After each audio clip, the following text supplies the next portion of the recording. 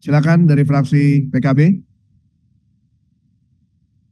Terima kasih, Ibu Tata, pimpinan. silakan.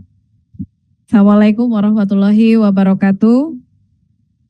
Yang kami hormati Ketua dan pimpinan serta sahabat-sahabat Komisi 12. Yang kami banggakan Bapak Menteri, Pak Wamen, para deputi apa dirjen ya? Deputi dan jajarannya yang hadir. Terima kasih Pak Menteri. Akhirnya setelah penantian yang lumayan lama Pak untuk bisa ketemu sama Bapak. Akhirnya Bapak datang di sini dan memberikan paparan yang sangat komprehensif terkait bagaimana roadmap plan investasi yang ada di Indonesia. Dan ini betul seperti yang disampaikan oleh sahabat-sahabat kami sebelumnya, penting untuk kami di Komisi 12 mengetahui skema ini Pak, karena bagaimanapun ini adalah salah satu backbone yang diharapkan untuk menopang pendapatan negara begitu ya. Yang ingin saya garis bawahi di sini adalah judul Kementerian Bapak adalah Kementerian Investasi dan Hilirisasi. Penting kita sampaikan kepada masyarakat Pak bahwa sektor hilirisasi itu ada banyak macamnya. Tidak hanya unsur mineral saja. Sehingga dari 28 komoditas yang tadi dipaparkan oleh Pak Menteri di halaman 6, saya ingin ada skema khusus untuk bisa meningkatkan hilirisasi di 6 sektor perikanan dan kelautan dan 8 sektor perkebunan dan kehutanan. Ini menurut pemahaman kami Pak dari fraksi Partai Kebangkitan Bangsa akan bisa membentuk opini positif dari Kementerian Investasi dan Hilirisasi maupun secara penuh pemerintahan Bapak Presiden Prabowo. Bahwa kalau kita ngomong hilirisasi itu holistik begitu, tidak hanya sektor mineral saja. Yang berikutnya adalah masalah pemerataan Pak. Tadi disampaikan top 10 dari provinsi yang memiliki roadmap hilirisasi ke depan, 71,1% masih didominasi oleh pemilik modal asing. Dan sebarannya juga masih terkonsentrasi di Jawa Barat, Jakarta, dan Sulawesi Tengah. Sepertinya Pak, perlu ada mitigasi untuk memproteksi resiko terhadap kedaulatan ekonomi di negara kita.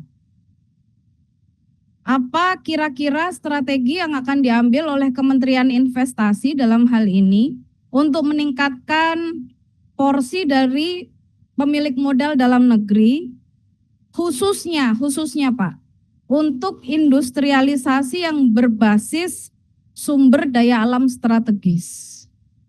Ini penting.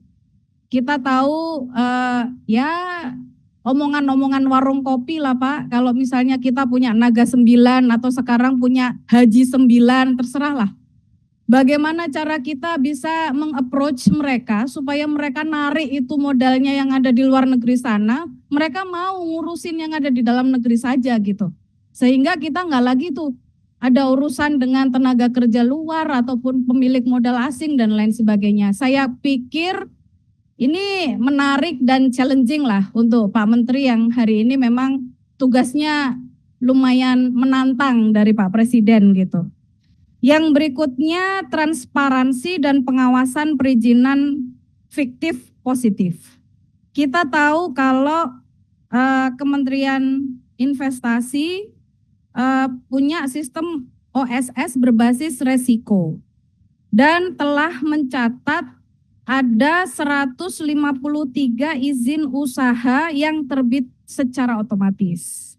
Nah, ini kan nggak ada tuh Pak verifikasi manual. Kira-kira bagaimana cara Kementerian Bapak menjamin integritas dari seluruh proses ini supaya nggak ada lagi mafia-mafia perizinan ataupun pencucian uang ataupun pemanfaatan lahan ilegal yang ada di daerah, Pak. Karena kita tahu di masa-masa transisi pemerintahan ini penting sekali untuk menerapkan good governance gitu loh. Perbaikan tata kelola, perbaikan regulasi, menjaga trust publik kepada pemerintahan kita itu sangat penting. Apakah selama ini sudah ada audit independen ataupun bagaimana data yang diberikan oleh para pelaku usaha tersebut begitu? Nah, yang terakhir Pak, saya sangat mengapresiasi adanya capaian 75% dari target investasi yang telah dicapai.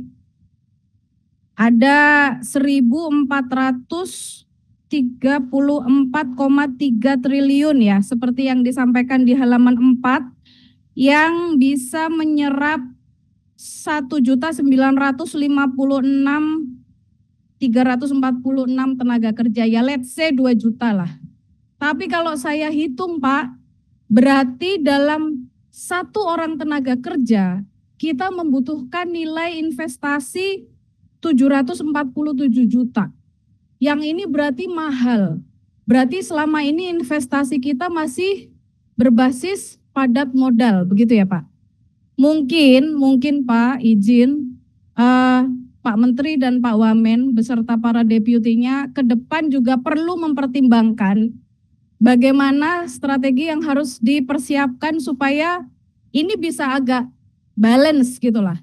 Selain padat modal juga padat kerja, karena kita tahu angka pengangguran di Indonesia itu juga sangat tinggi begitu, sehingga semuanya bisa terakomodir dengan baik.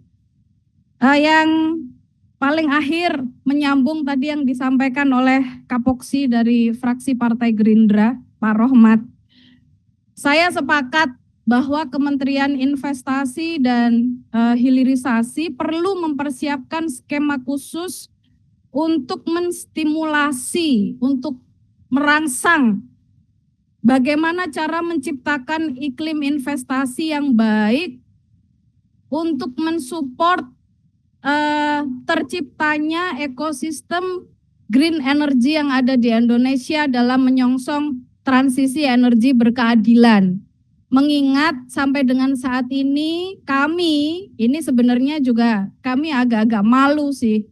Kami di Komisi 12 belum juga berhasil menyelesaikan rancangan undang-undang energi baru dan energi terbarukan. Jadi mohon Pak Menteri beserta Pak Wamen dan para deputi bisa meringankan dan membantu Bapak Presiden untuk bisa menggerakkan ekosistem di investasi green energy ini. Begitu mungkin pimpinan yang bisa kami sampaikan. Terima kasih sekali lagi Pak, tetap semangat, sehat selalu. Mohon maaf, kami akhiri. Wallahul muwafiq ila aqwamit thoriq. Wassalamualaikum warahmatullahi wabarakatuh. Waalaikumsalam warahmatullahi wabarakatuh. Terima kasih Bu Ratna.